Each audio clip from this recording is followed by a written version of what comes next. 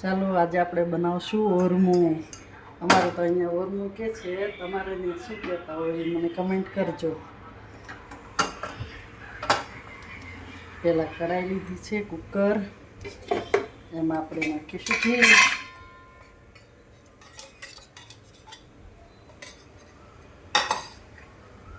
અને સાઈડમાં આપણે પાણી ગરમ કરવા મૂકી દઈશું. ઓરમામાં નાખવા માટે પાણી.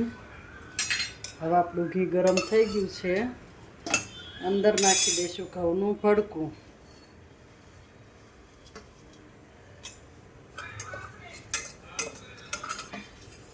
આ આપણે ભડકું નાખી દીધું. હવે આપણે શેકીશું. ધીરે ધીરે ફૂલવા માંડશે ઘઉં. થોડુંક ઘી વધારે નાખશું. સુગંધ પણ આવવા માંડી છે શેકાવાની. ચલો હવે આપણે નાખીશું પાણી. આપણું ભડકું ફૂલી ગયું છે, શેકાઈ ગયું છે, મસ્ત મજાનું સરસ શેકાઈ ગયું છે અને પાણી પણ સાઈડમાં ગરમ થઈ ગયું છે. તો હવે આપણે નાખીશું પાણી.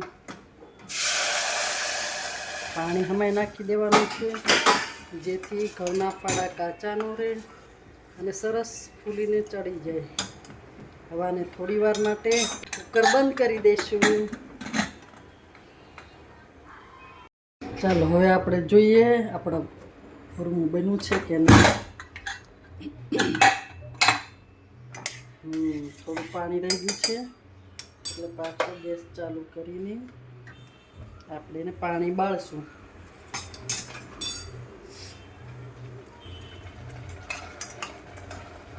અને ગોળ પણ નાખી દઈશું અંદર.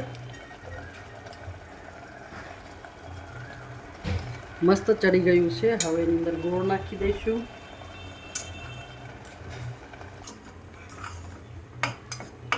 તો આ પાણી બળે, ગોળનું પાણી બને છે, બળે ત્યાં સુધી આપણે ચડવશું.